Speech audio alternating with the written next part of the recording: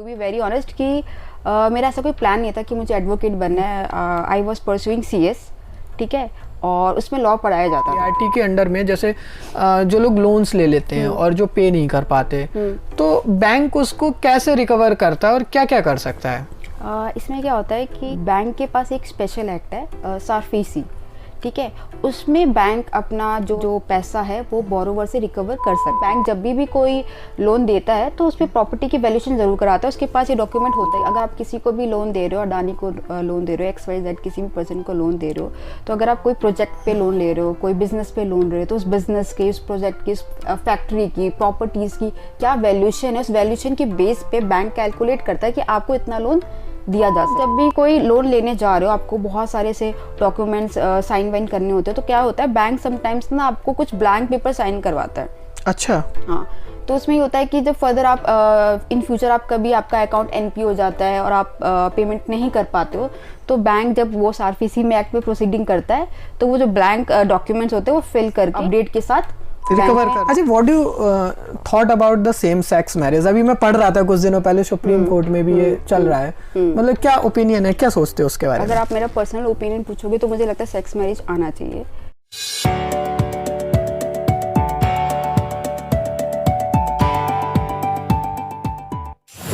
सबसे पहले मैं चाहूंगा कि आप एक छोटा सा क्विक इंट्रो अपना ऑडियंस के लिए दें कि आप इस समय किस फील्ड में काम कर रही हैं और स्पेशली आप किन चीज़ों में डील करती हैं। I am an advocate and right now I am practicing in high court, Delhi high court. Okay.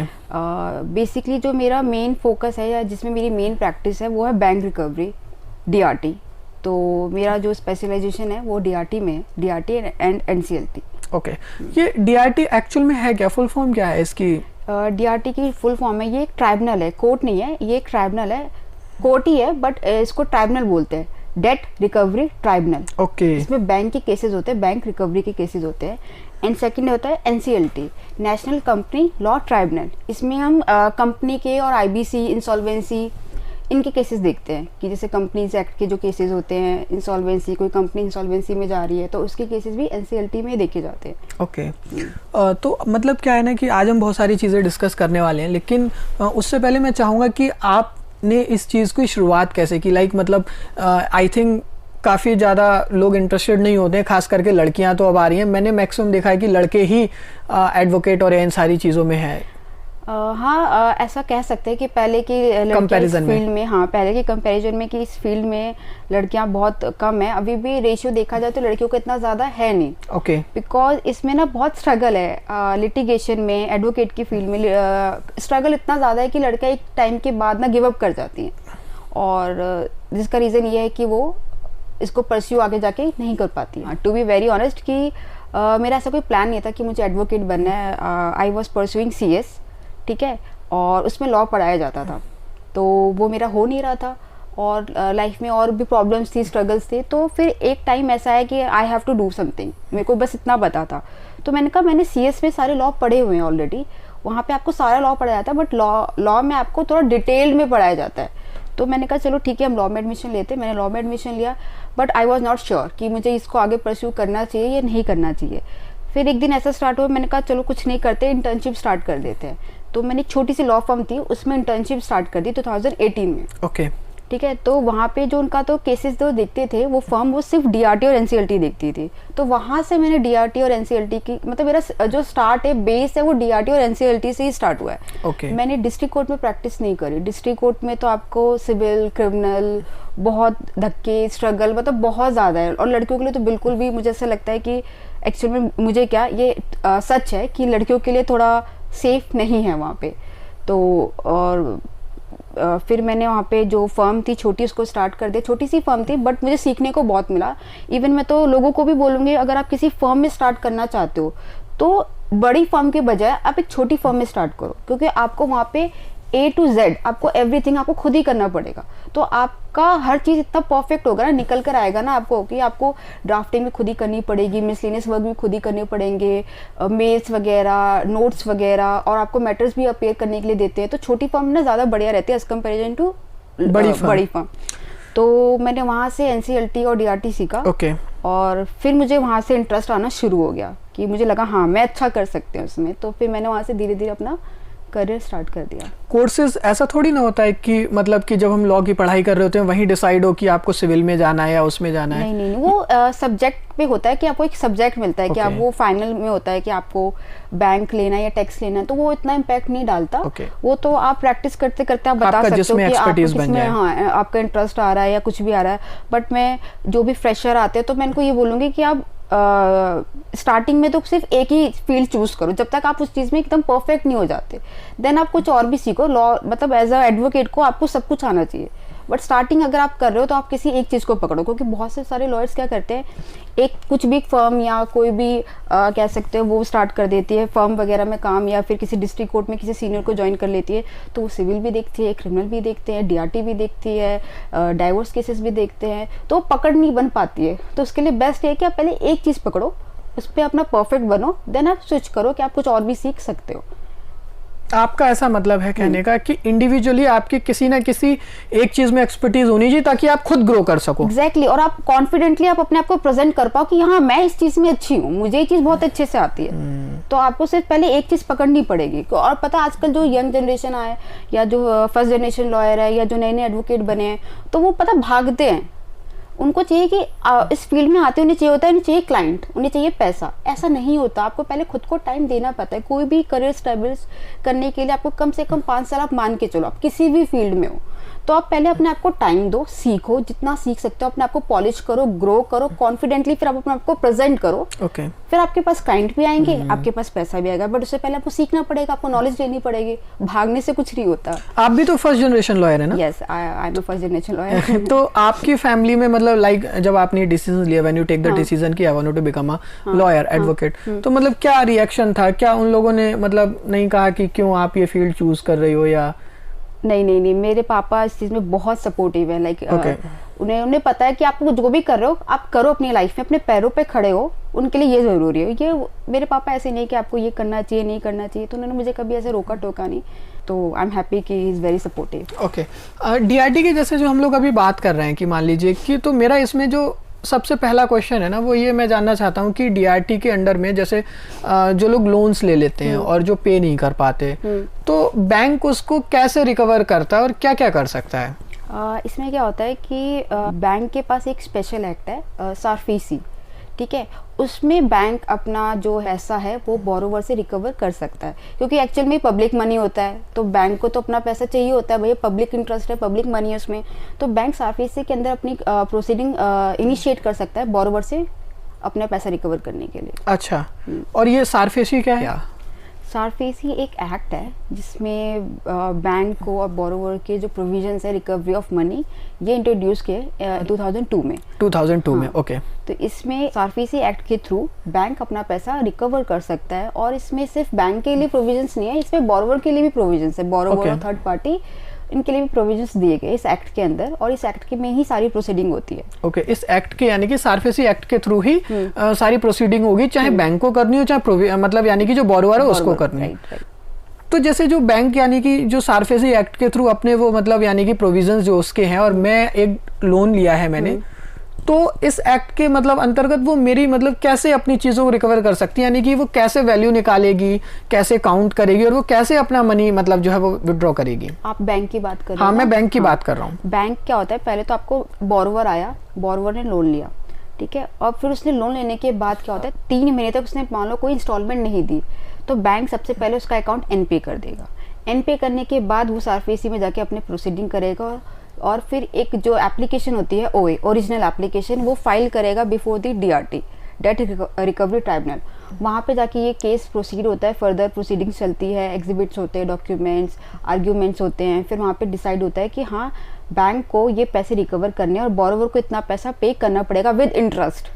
तो ये जो कैलकुलेशन है ये प्रॉपर्टी की वैल्यूएशन के ऊपर डिपेंड होता है। तो वैल्यूएशन होती है, बैंक जब भी कोई लोन देता है तो उस पर प्रॉपर्टी की वैल्यूएशन जरूर कराता है, उसके पास ये डॉक्यूमेंट होता ही होता है। मतलब प्रॉपर्टी की वैल्यूएशन जरूर कराता है ताकि वो उतना ही लोन देता है। एग्जैक्टली। जैसे अगर मैं बात करूं कि जो अंबानी अडानीज वगैरह लोन लेते हैं, तो बैंक जो है जो भी इनको लोन दे रहा होगा तो वो उनकी प्रॉपर्टी की और उनकी कंपनीज के शेयर्स की वैल्यूएशन कराता होगा। एग्जैक्टली। अगर आप किसी को भी लोन दे रहे हो, अडानी को लोन दे रहे हो, XYZ किसी भी पर्सन को लोन दे रहे हो, तो अगर आप कोई प्रोजेक्ट पे लोन लोन ले रहे हो, कोई बिजनेस पे लोन ले रहे हो, तो उस बिजनेस के, उस प्रोजेक्ट की, उस फैक्ट्री की, प्रॉपर्टीज की क्या वैल्यूएशन है, उस वैल्यूएशन के बेस पे बैंक कैलकुलेट करता है कि आपको इतना लोन दिया जा सकता है। तो जो लोन बैंक्स ने अंबानी, अडानी से किसी भी बिजनेसमैन को दिया होगा और अगर उसे उसको रिकवर करना हो तो वो भी सारफेसी एक्ट के अंतर्गत ही वो बैंक उससे रिकवर करे, चाहे वो कोई भी पर्सन हो।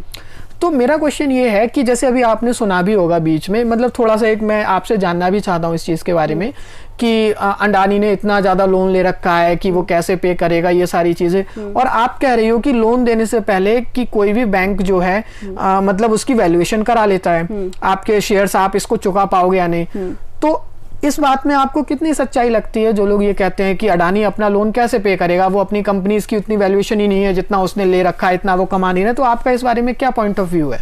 नहीं, ऐसा नहीं होता। जब भी कोई बैंक लोन लेता है प्रॉपर सारे डॉक्यूमेंट्स चेक करके ही लेता है कि ये पेमेंट करने के लिए कैपेबल है या नहीं इन फ्यूचर। तो सामने वाले बोरोवर की कैपेबिलिटी के बेसिस पे ही बैंक हमेशा लोन देता है। ओके। बट फिर भी बोरोवर अगर फेल हो जाता है पेमेंट करने के लिए, तो ऐसा नहीं है, बैंक उन्हें चांसेस भी देता है कि आप सेटलमेंट करो या अपना लोन क्लोज करो।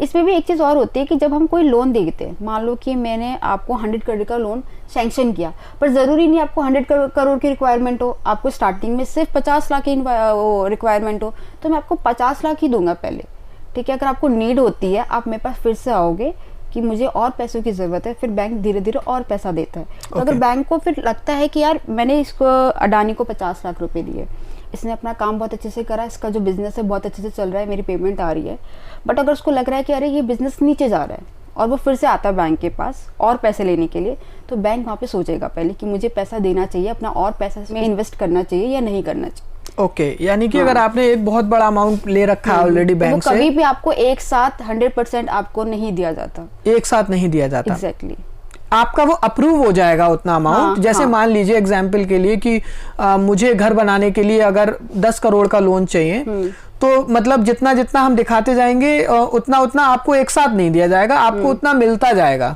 और जैसे कि मैंने सुना है कि जो होम लोन्स वगैरह मिलते हैं और ये सारी चीजें, तो बैंक पहले चेक करता है कि आपने जमीन ले रखी है या नहीं, आप कहाँ पर बनाओगे, ऐसा कुछ भी है क्या? हाँ, बैंक आपके साथ इसमें जब आपको होम लोन देता है तो आपको आपकी कोई ना कोई फर्दर जो आपकी एक्स्ट्रा प्रॉपर्टीज हो उसको मॉर्गेज करता है अपने पास।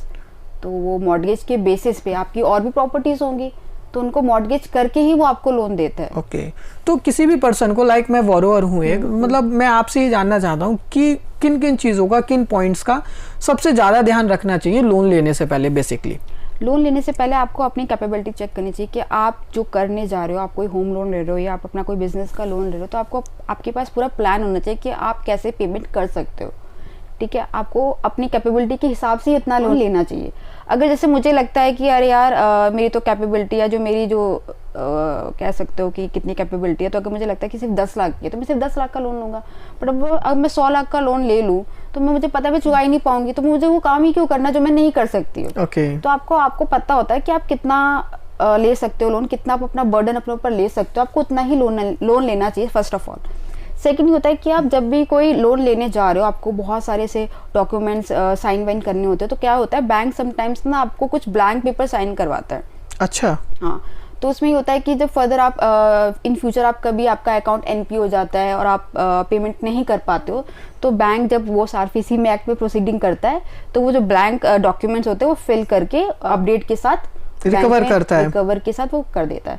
आपको बोलते भी समटाइम्स बैंक ऐसे बोलता है कि अगर आप साइन नहीं करोगे आपको लोन नहीं मिलेगा, तो आप मत लो लोन, अगर आप इन फ्यूचर सेफ रहना चाहते हो तो।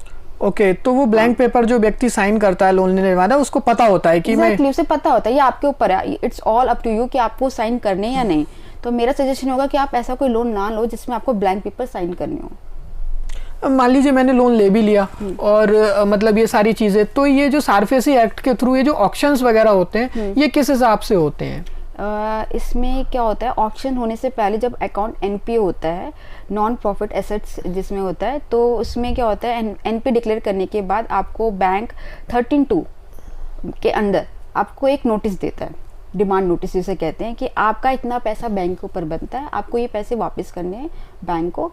तो अगर वो पेमेंट करने से रह जाता है कि वो पेमेंट नहीं कर पाता डिमांड नोटिस की, तो उसके बाद बैंक या तो डीआरटी जाएगा, अपना ओए फाइल करेगा।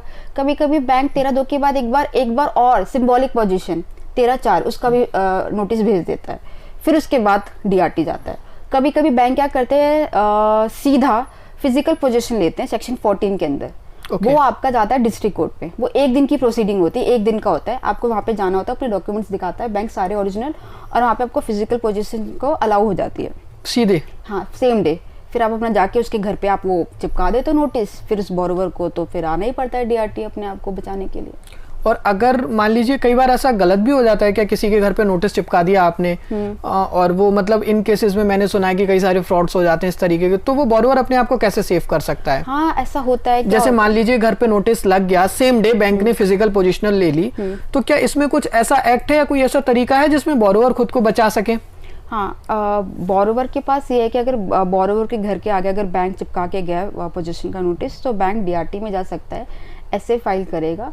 बैंक या बोरोवर? सॉरी, बोरोवर जाएगा डीआरटी में, एक एसए फाइल करेगा, उसमें ये बोलेगा कि यार अपनी बात रखेगा कि हाँ मैं किस रीज़न से इन्हें पेमेंट नहीं कर पाया, मैंने बैंक को रिप्लाई दिया, बैंक से मैंने कम्युनिकेट किया कि मुझे ये दिक्कत आ रही है, आप मुझे सपोर्ट करो, जो भी उसके जेन्युइन रीजंस है वो वहाँ पे जाके बताएगा। और बैंक जो कोर्ट होती है डीआरटी, वो सुनती भी आपको। इवन समटाइम्स वो क्या कराती है, फिर बैंक और बोरोवर का सेटलमेंट भी करवा देती है। अच्छा। तो ये बहुत अच्छा तरीका है अपने आप को सेव करने का कि बैंक बोरोवर को हमेशा डीआरटी को अप्रोच करना चाहिए जब भी वो ऐसी चीजों में फंसते हैं। तो बोरोवर को तो मतलब जो बड़े केसेस बनते हैं वो तो शायद वो इस वजह से जो लोग लोन नहीं दे पा रहे हैं या कोई प्रॉब्लम हो गई फाइनेंशियल, या उनको लगता है कि हम दे देंगे, कि उनको इतना आइडिया नहीं है, नॉलेज नहीं है कि डीआरटी को कैसे कांटेक्ट किया जाए, किस अच्छे एडवोकेट को या वकील के पास जाया जाए जो उसको इस चीज़ में सेटलमेंट करा सकता है। हाँ, इसमें ये है कि आप अगर एडवोकेट अच्छा है तो वो आपको सेटलमेंट भी करवा सकता है, क्योंकि इसमें बहुत ज़्यादा इंटरेस्ट वगैरह कैलकुलेट करके आप रिकवरी की जाती है। तो आप अगर अच्छा एडवोकेट है तो वो आपको क्या सेटलमेंट करा देगा, करवा भी सकता है। और आपका जो केस है कि हो सकता है समटाइम्स क्या होता है, बैंक की गलती होती है। गलती इन द सेंस कि बैंक को या किसी भी केस को आप एज पर द रूल और रेगुलेशन चलते हो, एज पर द एक्ट चलते हो सकता है बैंक ने कहीं ना कहीं हम ये लूप होल निकाल सकते हैं कि हो सकता है बैंक ने कोई गलती करी हो, बैंक ने जो 13-2 भेजा है क्या वो सही पर्सन को गया है, सेम एड्रेस पे गया है, किसी तीसरे बंदे को तो नहीं चला गया वो नोटिस। तो कभी कभी ये चीजें भी मैटर करती है। तो वो हमें देखना पड़ता है कि अरे हो सकता है 13-2 ही गलत है, हो सकता है उसमें रिकवरी अमाउंट गलत है, हो सकता है उसमें प्रॉपर्टी जो मेंशन है वो गलत है। तो ये अच्छा, तो ऐसा पॉसिबल है कि लाइक मान लीजिए मैंने 10 लाख का लोन लिया या 20 लाख का लोन लिया और मैं नहीं चुका पाया, तो जब मुझे बैंक नोटिस भेजे तो वो 20 की जगह मुझ पे ब्लेम करे कि इन्होंने 30 लाख का लोन लिया, 40 लाख का लिया, ऐसा भी हो जाता है? हाँ, नहीं, बैंक तो हमेशा वही अमाउंट बताएगा जो आपको बैंक ने सैंक्शन किया हुआ है, बट वो इंटरेस्ट कैलकुलेट कर सकता है इसके ऊपर, इंटरेस्ट कैलकुलेट कर सकता है। इंटरेस्ट कैलकुलेट कर डीआरटी में मैं मतलब आपका अब तक का बेस्ट केस कौन सा रहा होगा जो आपने डील किया और लगाओ कि यार ये मजा आ गया करके? एक अभी वो चल रहा है वो केस एक्चुअल में वो केस अभी हमारा दिल्ली में भी चल रहा है, चंडीगढ़ में भी चल रहा है, रोहिणी में भी उसका चल रहा है। मतलब उसकी बहुत सारी प्रॉपर्टीज और फैक्ट्रीज हैं। उस वाले केस में उसने बैंक को बहुत अप्रोच किया कि मेरी जो फैक्ट्री है, हमारा लॉस हो रहा है, कोविड के टाइम पे लॉस हो जाते हैं, तो लॉस चल रहा है, हमने बैंक को इतना अप्रोच करा है, ये करा है, XYZ करा है, बट बैंक ने ना उसको रिस्पॉन्स करा नहीं, बैंक ने कॉर्पोरेट नहीं करा। तो वहाँ पे मुझे ऐसा लगता है कि यार नहीं, बैंक को करना चाहिए। बैंक थोड़ा ऐसा हो गया है, जिद पे आ गया कि उसको तो पैसे रिकवर करने ही करने, तो वो बार बार उसकी प्रॉपर्टी को ऑक्शन पे लगा रहा है, बार बार लगा रहा है। तो हमें बार बार कोर्ट के पास जाना पड़ता है, अरे यार इसकी प्रॉपर्टी ऑक्शन में मत लगाओ। तो डीआरटी अच्छी है, ट्राइब्यूनल अच्छी है। अच्छा, तो कोर्ट मतलब जब वो क्लाइंट आपके पास आया और आपने ये चीज की तो कोर्ट ने मतलब रिलीफ दिया उसको प्रॉपर्टी को ऑक्शन पे लगाने? रिलीफ तो बहुत एंड में मिलता है, पहले तो स्टे लगता है, स्टे लिया सबसे ज्यादा इम्पोर्टेंट है। हाँ, तो स्टे लिया है तो बहुत अच्छा है। और मैंने मतलब चूंकि आपका इंस्टाग्राम प्रोफाइल मैंने देखा था, उस पर अच्छे खासे फॉलोअर्स हैं, आई थिंक 30,000 के आसपास फॉलोअर्स हैं, आज ही हुए। और मैं नोटिस मैंने किया था कि बहुत सारे लोग आपके बारे में जानना भी चाहते हैं, आपकी जर्नी को लेकर और ये सारी चीज़ें। तो मैं चाहूँगा कि how you exactly started, like क्या आपका रहा और मतलब किस किस तरीके से आपने चीज़ों को डील किया अपनी लाइफ में? सेम सबकी मिडिल क्लास जो फैमिली की जो स्ट्रगल होती है, I also face this problem in my life. तो बट मुझे एक चीज़ पता थी कि मुझे सक्सेस चाहिए, मुझे लाइफ में कुछ करना है, ये मेरे माइंड में बचपन से था। और शायद ये बिकॉज ऑफ माई फादर, ठीक है, उनका ये कहना है कि आप चाहे लड़का हो चाहे लड़की हो, आपको किसी के ऊपर डिपेंड नहीं होना चाहिए, आपको खाना बनाना भी आना चाहिए, आपको पैसे भी कमाना आना चाहिए। तो खाना बनाना तो मुझे आता ही है, दूसरा है पैसा कमाना। पैसा कमाने के लिए आपको कुछ ना कुछ आपको करना है लाइफ। पहली वाली चीज मुझे नहीं आती है, खाना बनाना मुझे नहीं आता है, बट आना चाहिए, यू शुड। ठीक है, तो क्योंकि वो बहुत ज़रूरी है यार, हमेशा बाहर का खाना खा खा के पेट भी खराब हो जाता है। ठीक है, तो तो लाइफ में स्टार्टिंग में मेरे प्लान्स कुछ और थे। जब मैंने 12th पास किया था, मेरे प्लान्स तो बहुत कुछ थे, बट सिचुएशन ऐसी आई कि लाइफ में यू टर्न आया बिल्कुल, और टर्निंग पॉइंट आया जिसमें मेरे सारे सपने तो मुझे ऐसा लग रहा था खत्म। जैसे कि क्यों, जैसे मतलब ऐसा क्यों? एक्चुअली में मेरे 12th में बोर्ड का एग्जाम था, नेक्स्ट डे ही मेरा अकाउंट का एग्जाम था। I am BCom student. तो मॉम को एक रात पहले मैं ऐसे पढ़ के, एक्चुअली में हम एक रेंट पे रहते थे, एक ही रूम होता था हमारा। तो वो रूम थोड़ा बड़ा होता था, बट वो एक ही रूम होता था। उसमें आपका किचन है, उसमें हम सोते भी थे, उसमें हमारा किचन भी होता था। तो सब सो गए थे, पापा और मम्मी और मेरी सिस्टर, मैं बैठ के पढ़ रही थी। तो रात का 2:30 बजे बज रहे होंगे। तो मैंने अपना रिवीजन करके बुक बंद करके जैसे साइड में रखा, तो एक अजीब सी आवाज़ आने लगी। मुझे समझ नहीं आया क्या है। तो वो और फिर ना वो और अजीब सी आवाज़ होगी। तो जैसे मैंने लाइट ऑन करा तो आई सॉ कि मॉम को पैरालाइज अटैक आया। तो उस टाइम तो मुझे नहीं पता था कि क्या हो रहा है। वो बॉडी उनकी बिल्कुल एकदम स्ट्रेट हो गई है और एकदम ऐसे से हिल रही है। मैंने पापा को फटाफट उठाया, ठीक है, सबको उठाया, सब फटाफट मॉम को लेकर गए।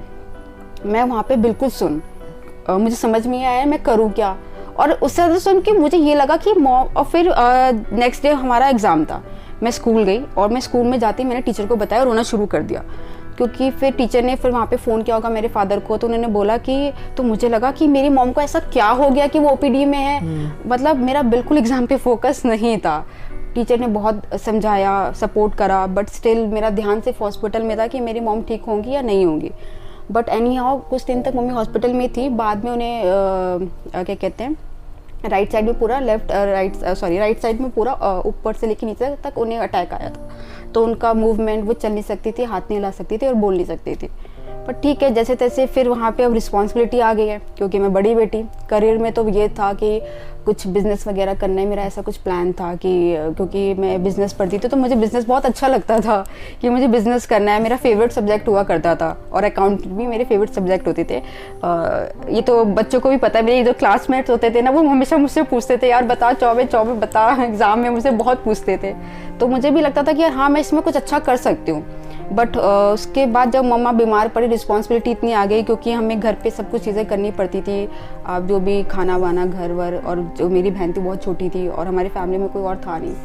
तो फिर मुझे क्या हुआ, फिर रिजल्ट वगैरह भी आए, जैसे तैसे एग्ज़ाम दिए। मॉम का ख्याल रखना पड़ता था क्योंकि वो घर पे ही रहती थी, पापा तो अपना जॉब करने जाते थे।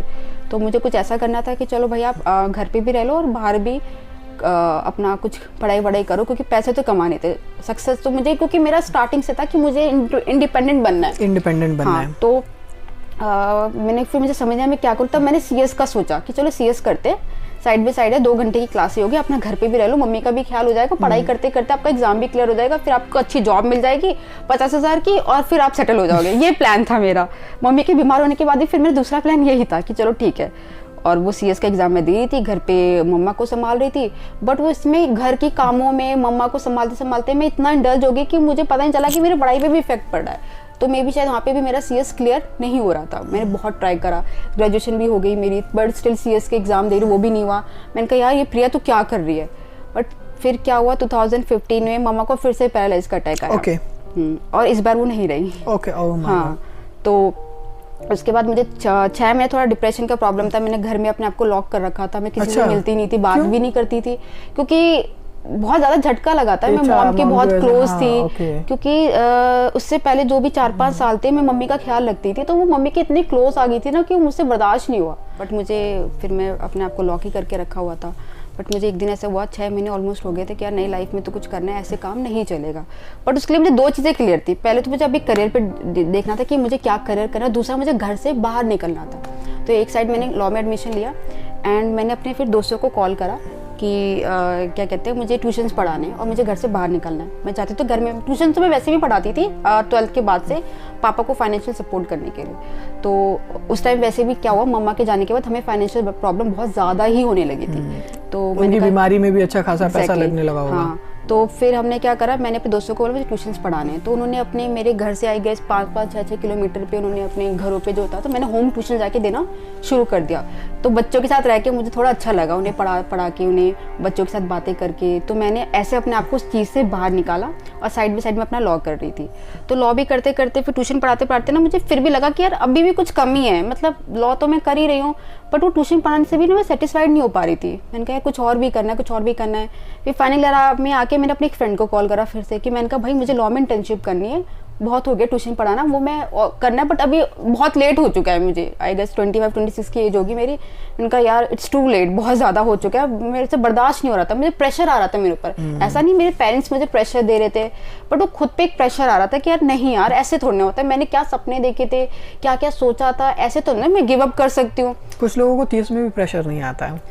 अरे प्रेशर तो मुझे हमेशा से अपने ऊपर लेने की आदत है। तो मैंने अपने फ्रेंड को कॉल करा, मैंने कहा मुझे इंटर्नशिप करनी है, मुझे कहीं भी एक अच्छा लॉयर ढूंढ के दे। तो हमारे क्लासमेट ही थे, वो उसकी फ्रेंड थी, उसने उससे बात करी, उसकी सिस्टर का ही वो लॉ फर्म था, EAP के नाम से है वो। तो मैंने वहाँ पे फिर गई, मैं फर्स्ट टाइम गई, वो मेरे घर से बहुत दूर था, मैं ईस्ट दिल्ली में रहती थी, फिर मुझे द्वारका जाना पड़ता था। तो फिर मैंने वहाँ पे मैम के पास गई, मैं एक दिन गई तो कोई आया नहीं था क्योंकि सीनियर्स होते हैं वो आते नहीं, सब कोर्ट में ही बिजी होते हैं। मैं वेट करते करते वापस आ गई, मैं दूसरे दिन भी गई, मैं वेट करते करते वापस आ गई। तो मुझे लगा यार पता नहीं कि मेरा डिसीजन सही है नहीं, पर अंदर से बता रही थी नहीं नहीं करते हैं, देखते हैं। मैं 2-3 दिन लगातार गई, फिर मुझे मैम से, मेरी सीनियर से मुलाकात हुई, उन्होंने मुझसे 2-4 चीज़ें पूछी, उन्होंने कहा ठीक है आप आ सकते हो। बट मैं ये एक उम्मीद से तो मैं गई थी, मैं जो सबको बताना चाहूँगी कि आप किसी भी सीनियर के पास जब सीखने जाते हो तो ये मत जाओ सोच के कि तुम्हें पैसा मिलना चाहिए, ठीक है। तो मैं ये सोच के बिल्कुल मेरा माइंड सेट था कि मुझे पैसे नहीं मिलेंगे।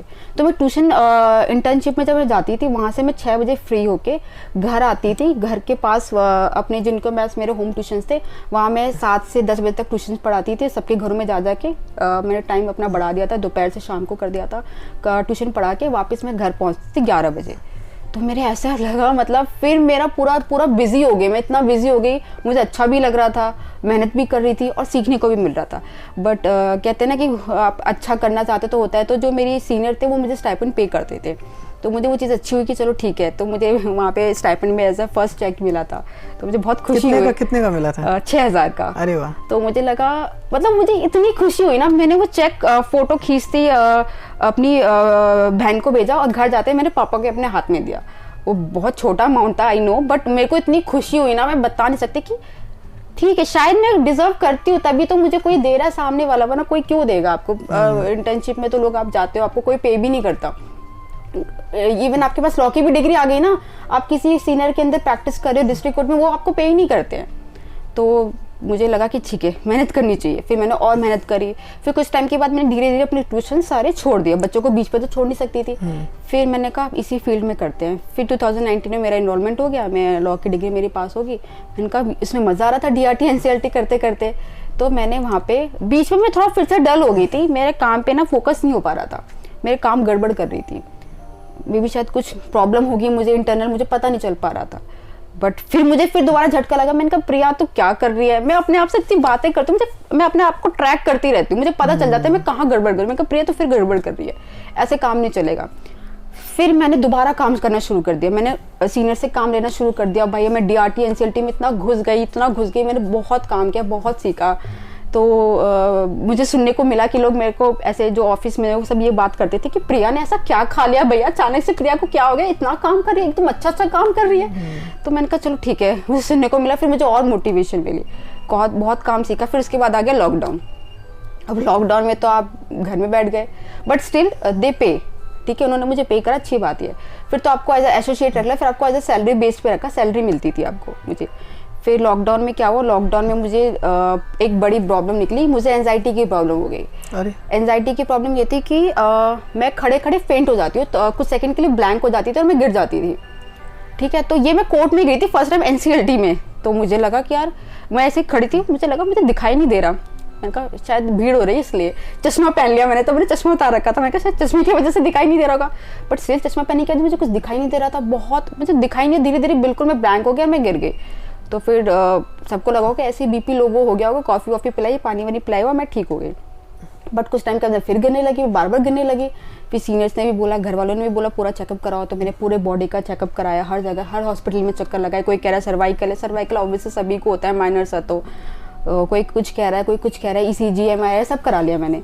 तो बाद में पता चला, फिर मुझे किसी ने सजेस्ट किया, मेरे सीनियर ने, कि तुम न्यूरो को दिखाओ। तो न्यूरो को जब दिखाया तो वहाँ पे पता चला कि मुझे एंजाइटी पैनिक अटैक आ रहे हैं और मुझे डिप्रेशन की भी प्रॉब्लम है।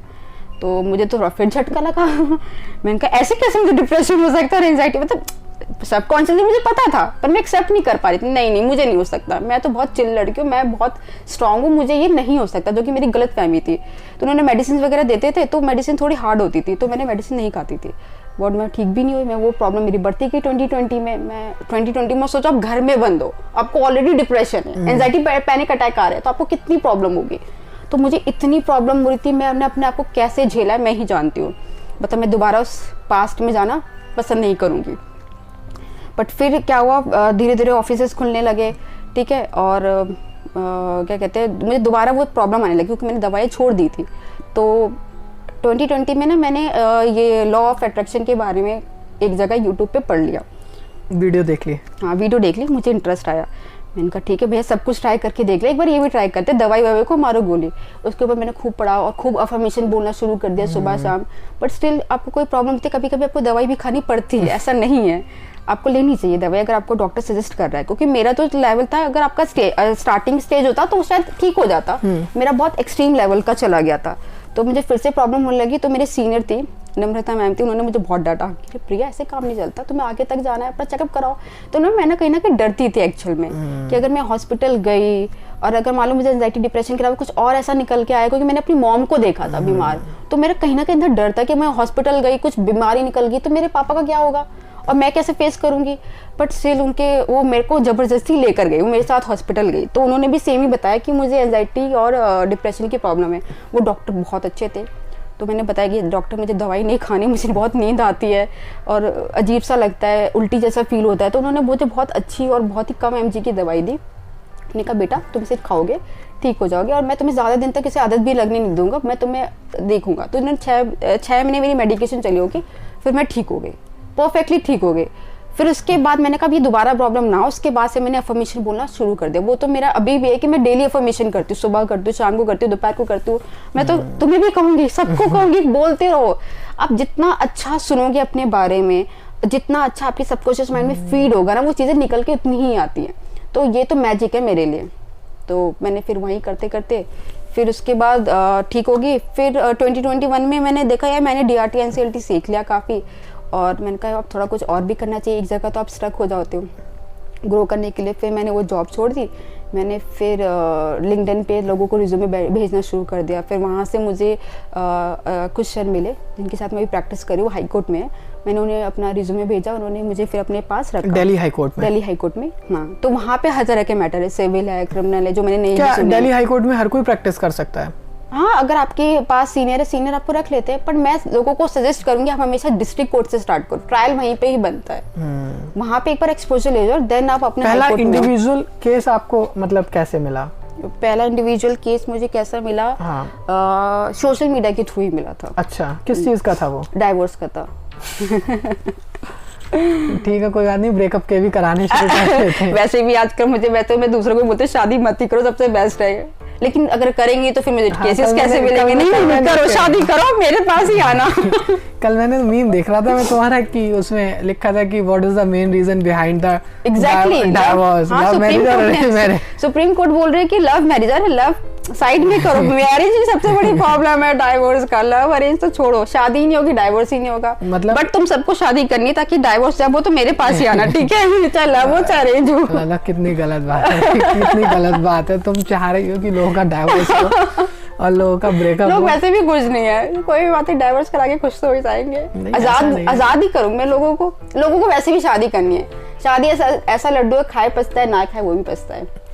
अच्छा, जब कोई बहुत ज़्यादा अपना या क्लोज वन छोड़ के जाता है ना, तो उस समय मतलब लाइफ की रियलिटी का पता लगता है। हाँ, ये तो है कि व्हाट लाइफ एक्चुअली इज, कि मतलब उस समय शायद ऐसा फील होता है कि यार डिप्रेशन का जो मुझे रीज़न लगता है वो ये होता है कि क्यों कर रहे हैं जब सब एंड में होना तो यही है। हाँ, मुझे सबसे बड़ा मुझे शायद ये चीज़ बुरी लगी क्योंकि मैंने मैंने बहुत सपने देखे थे। तो मेरे माइंड में ये भी सपना था कि मुझे बहुत सारे पैसे कमा के मम्मी पापा को घुमाने ले जाना है। उन्हें खुश करना है, उन्हें घर देना है, ये देना है, वो देना है। तो जब मम्मा गई तो मैंने कहा यार मम्मा कैसे चली गई, मैंने मम्मा के लिए कुछ किया ही नहीं अपनी लाइफ में। तो वो चीज़ मुझे ज़्यादा बुरी लगी। मैंने कहा अब तो पापा बचे हैं, अब नहीं, ऐसे नहीं होगा, करना पड़ेगा कुछ। अभी 2 दिन पहले ही आईफोन लिया आई थिंक आपने। हाँ। सो मतलब जब भी हम अपनी कमाई से या अपने फाइनेंस से कोई अपना अच्छा या महंगा गैजेट लेते हैं तो मतलब कैसा फील हुआ आपको, कैसा लगता है? एक्चुअली में बहुत अच्छा लगा मुझे, क्योंकि आजकल तो आईफोन, पहले तो जैसे जब दोस्तों को पता चला तो सबने कहा पार्टी, मैंने कहा पार्टी क्या, आईफोन तो हर कोई होता है, आजकल 19 साल के बच्चे के पास भी होता है। मेरे पास नहीं है। वो तो आपकी चॉइस है, आप ले भी सकते हो, मुझे लगता है लेने को कोई भी ले सकता है। बट फिर मेरे एक फ्रेंड ने बोला कि वो सब जो आईफोन लेते हैं वो अपने पेरेंट्स के पैसों से लेते हैं। तो मैंने उसको ये बोला कि यार सबके पास 19 की उम्र में आता है, मेरे पास तो 30 की उम्र में आईफोन आया है। 30 साल की हो गई? हाँ, अब जुलाई में 30 की हो जाऊंगी। सीरियसली? हाँ। तो फिर मैंने कहा मेरे तो 30 की उम्र में आया। तो बर्थडे है कब? तो जुलाई?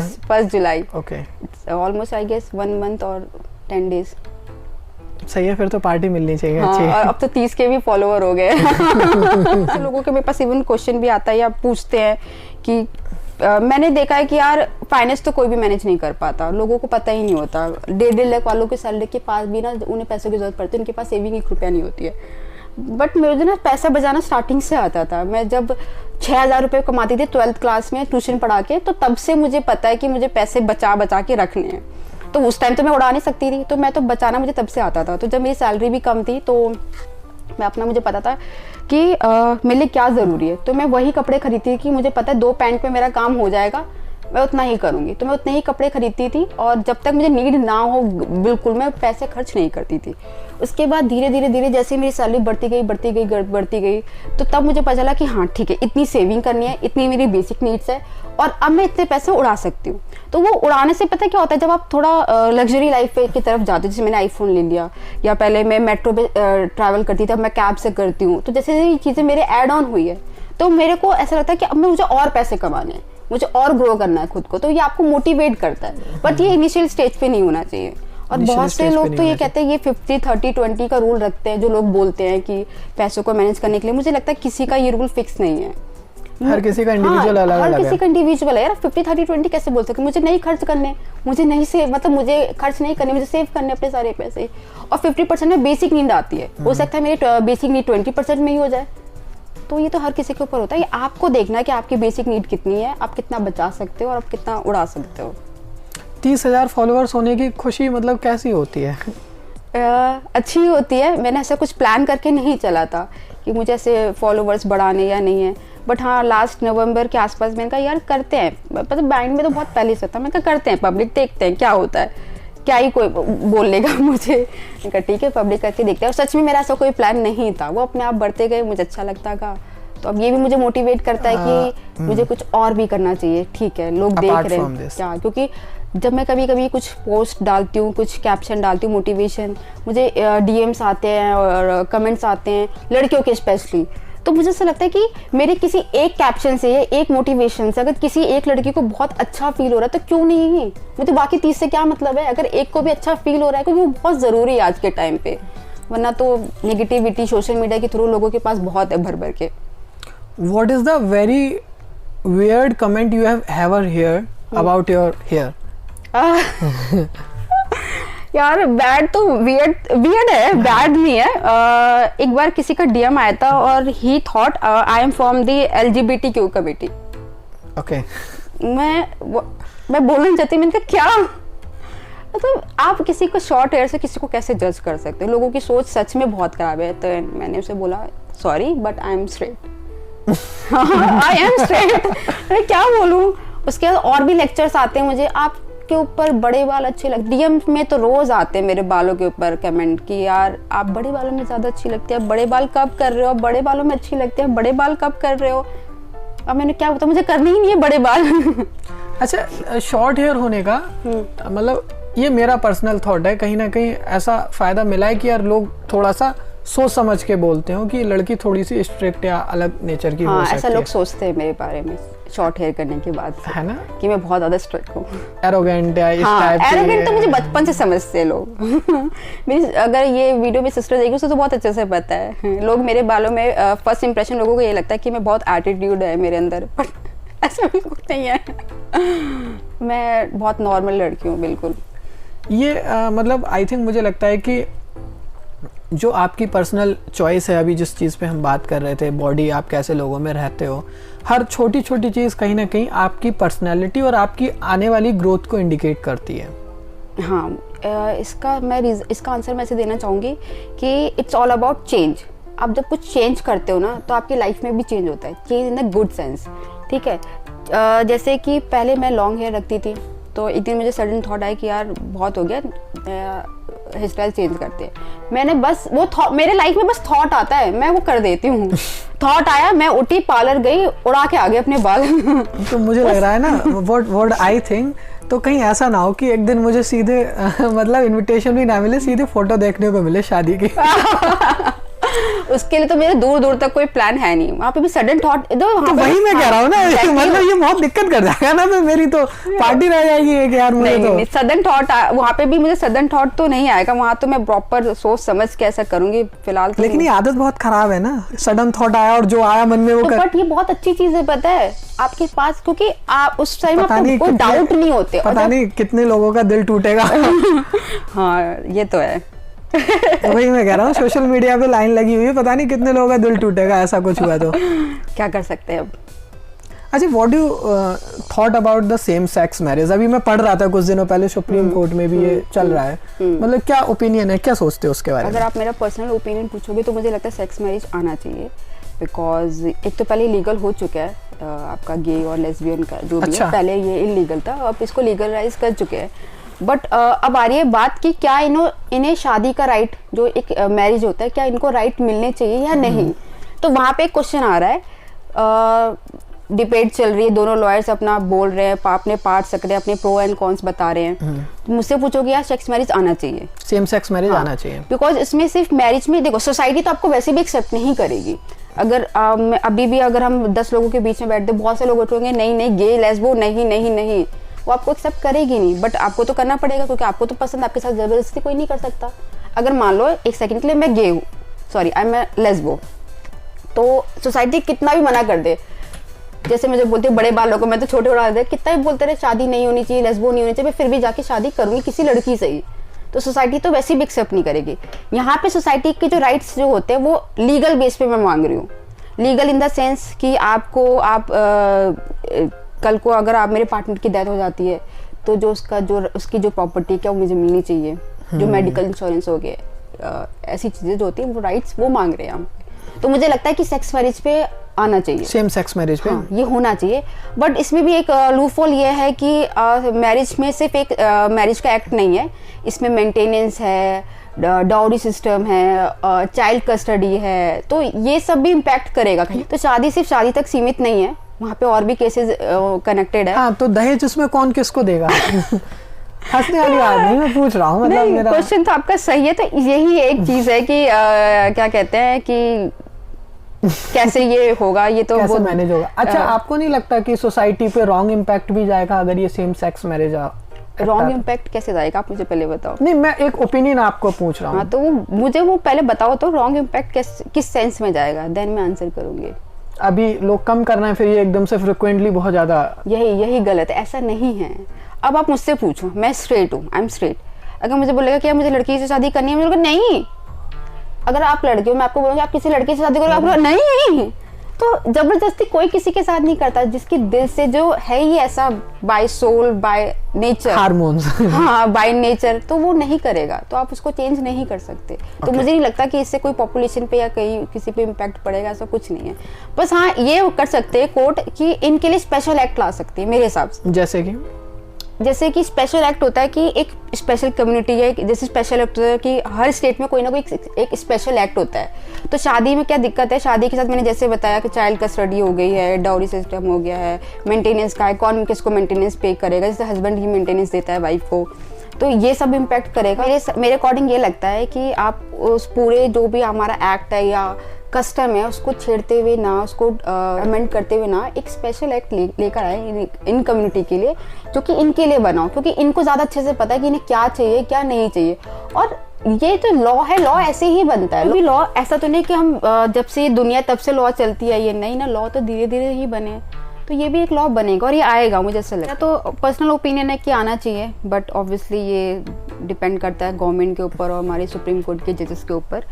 तो मैं तो यही कहूँगी कि आना चाहिए।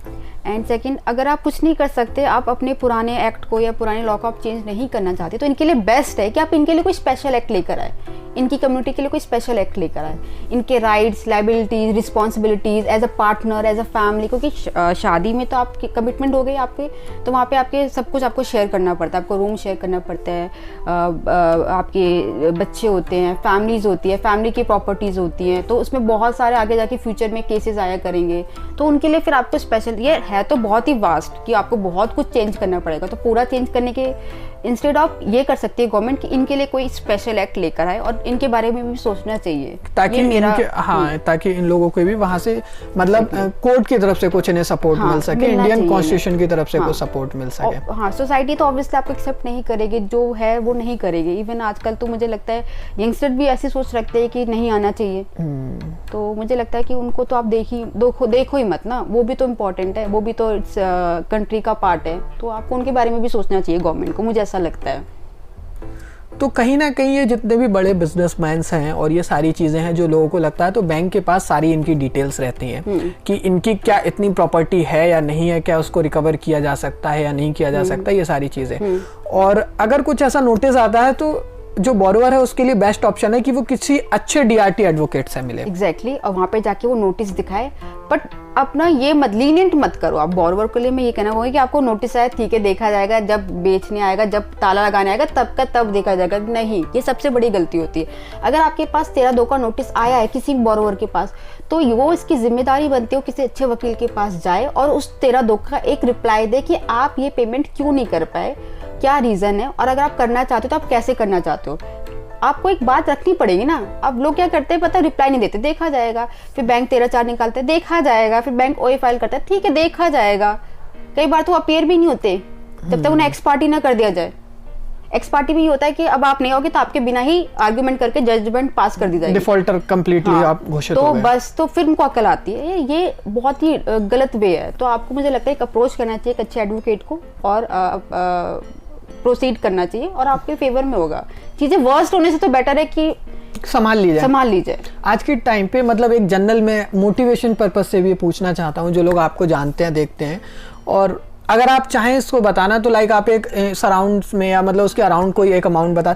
आज के टाइम पे आप मिनिमम एक केस का लाइक जो डीआरटी में है इस तरीके से आप कितना चार्ज करते होगे मिनिमम अच्छे केस का, जो एक अच्छा क्लाइंट है? मुझे पता है ये वेरिएट करता है, लेकिन एक मिनिमम अमाउंट आप कितना ले सकते हो? अगर आप बैंक के साइड तो बैंक की एक नोटिफिकेशन होती है, तो वहाँ पे एडवोकेट जो बैंक के पैनल्स पे होते हैं, बैंक की साइड से जो लड़ते हैं, वो बैंक के ही जो चार्जेस होते हैं वो उसके अकॉर्डिंग ही फीस चार्ज करते हैं, उसके अकॉर्डिंग ही फीस चार्ज करेंगे। रही बात बोरोवर की, तो बोरोवर की साइड से ही डिपेंड करता है कि प्रॉपर्टी की वैल्यूएशन पे भी डिपेंड करता है। कुछ एडवोकेट्स अगर प्रॉपर्टी की वैल्यूएशन इतनी है तो उसका 30% चार्ज करते हैं, 40% चार्ज करते हैं।